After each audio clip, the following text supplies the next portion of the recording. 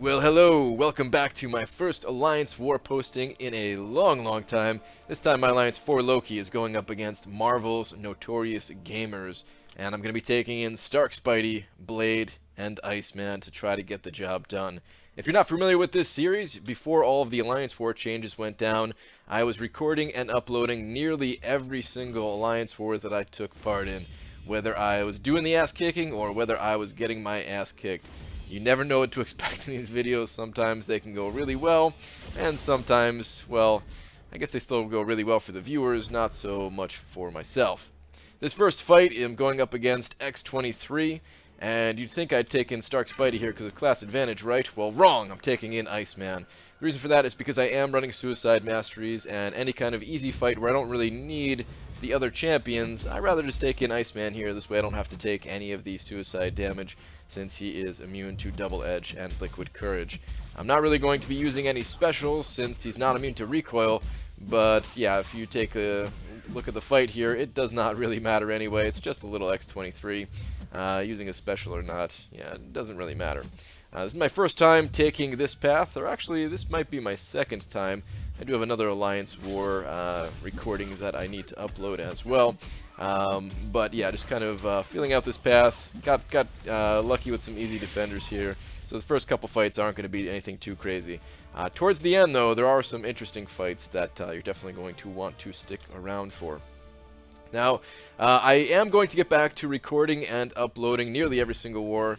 The only wars that I will not upload is if there's a time where I'm just out and can't get to my computer to actually record these things, or just some other reason like that, or if the war was just super boring where, like, I don't know, for some reason all of the nodes were blank. That's happened before, and oddly enough I actually uploaded that one. But yeah, for the most part I'm going to be uploading all of these wars again. Alright, so another softball node here with just a 5-star storm. I didn't even pay attention. I think this was just a rank 3 storm, though. It doesn't even look like a rank 4. It doesn't really matter either way. It's just storm. And on top of that, this person is running suicides. So shouldn't be a big deal. Just trying to not get caught out with a special here. Just trying to take things nice and slowly. I might have been able to finish there with with a 5-hit combo and a special 2, but really was not looking to push anything, and rather just bait out one more special before I could finish this one off. And that is going to do it. Second node down. Again, these first few, nothing too exciting. You notice that I'm taking a bit of chip damage on my Iceman, and there's a reason. There's another reason that I haven't mentioned yet as to why I'm continuing to use Iceman. And on this next node here, it's actually going to be the Hood coming up, and he is a dimensional being, so you would think that I would run, Blade with that whole, the whole thing that Blade has going on against dimensional beings. Something that's clearly definitely not overpowered, right? Danger senses. There's nothing overpowered about that. However, you'll see why once I show the next fight as to why I'm going to continue to use Iceman here. It has nothing to do with Hood being immune to bleed. I could definitely still kill faster with the synergies that Blade has with Stark Spidey and everything. But yeah, that is another reason why it's kind of not too bad of an idea to save Blade as well. But alright, anyway, Hood. Last not really too interesting fight here before we start to get to some of the cooler stuff. When it comes to Hood and fighting Hood, the only thing that I'm really trying to do is not push him to go invisible. So I don't want to push him to a special 2, and then I also don't want to attack into him too much while he's blocking. You'll see a little timer on his buff and debuff thing underneath his health bar, and it happened more towards the beginning of the fight where I was attacking into him while he's blocking, and he almost went invisible, but then if you back out, he'll stop holding back and won't go invisible. For whatever reason, sometimes it shows up and sometimes it doesn't. I guess when he's backed into a corner, it doesn't really show up that he's going to go invisible, so I was able to get more attacks in that way. Almost push him to a special 2 there. You also have to pay attention to Mystic Dispersion. Sometimes I forget that Hood is a Mystic champion, just because he doesn't really act like some of the other Mystic champions with all like the nullifies and limber and stuff like that Magic has. But gotta be careful of that too, because although the special 2 isn't exactly a game over, lights out kind of thing, definitely is pretty annoying dealing with that invisibility. Alright, so here's another reason why I did not mind taking that chip damage with Iceman and stuff like that. Going up against a Scarlet Witch here, fairly beefy Scarlet Witch. It's got plus 200% attack and health, but it is only 4-star 550 champion, so not too big a deal. But with Iceman, I should be able to heal back to full, through willpower. So I'm at 85% right now. Entered the fight with 86, but took a little bit of block damage. All right, down to 83. Just hoping to get some debuffs on myself. All right, there we go. Gonna heal up a bit off of this. See my my health percentage on the rise. Oh, never mind. Heal block. All right, that's the only bad part, is if you get hit with heal block, yeah, you're kind of in some trouble here potentially. Not so much with Iceman, but if you're running a different champion, or if this was like a bleed node or something like that, then yeah, it could be pretty bad. But heal block's about to drop off, and you could watch my health gain just on the rise again. Ooh, there we go. I got 2 debuffs. Now the health is really on the rise, going up pretty fast, and just kind of waiting that out, making sure I get to full. All right, now I can attack her again. Really did not want to get heal block there. All right, and she's down. So perfect. Now I am 4 fights in, and they were 4 easy fights and everything. But I am basically at 100% health on all of my champions. I should be good to go to finish out this war without spending any items. That's always the goal. Get through war without spending any items. Of course, don't die either to give away points, but or to give up the points they could be earning. But all right, here we go. This is the first really tough node. This is a 455 magic on a very tough node. It's got that bleed, so you'd think I want to go in here with a bleed immune. Has spite.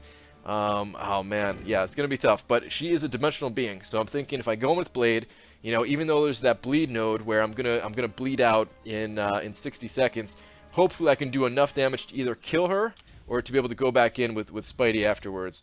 So let's see what I can do. Let's see if I can kill her within that 1 minute that I have before I bleed out. And wait, what's that? I'm not bleeding. It's just the suicide bleed that's on me. Oh, okay. Well, that's interesting. That's pretty easy to deal with then. I guess I could handle that. For whatever reason, yeah, man. I'm still thinking it's a bug, but I haven't heard anything directly from Kabam to say if it's a bug or not. But yeah, for whatever reason, oh yeah, Blade doesn't care if the node tells you that you should be bleeding. So yeah, okay, fight's actually really easy. I already hit her with 1 SP2. I'm just gonna hit her with another SP2 real quick, and yeah, save for Blade, everybody, because the fight only lasted about 42 seconds, and a 455 magic on a pretty difficult node. With bleed and spite and a whole bunch of extra health and everything. She had almost 100,000 HP. She just got dropped like it was nothing to my 550 Blade, not even a 5-star. So, yep, everybody save for Blade. Turns out he's quite powerful. Okay, next up, we got some mini bosses here, and I'm not sure which way I'm going to be going yet. Kind of want to wait and see what the other people in my alliance, how they're doing. But I could take either that Magic or MODOK. But, unfortunately, don't get any of that today. All of that stuff was taken out before I got a chance to jump back in. So, yeah, I wanted to get some other mini-boss action for you guys, because my champions were definitely still healthy enough to do it, but it just didn't work out that way.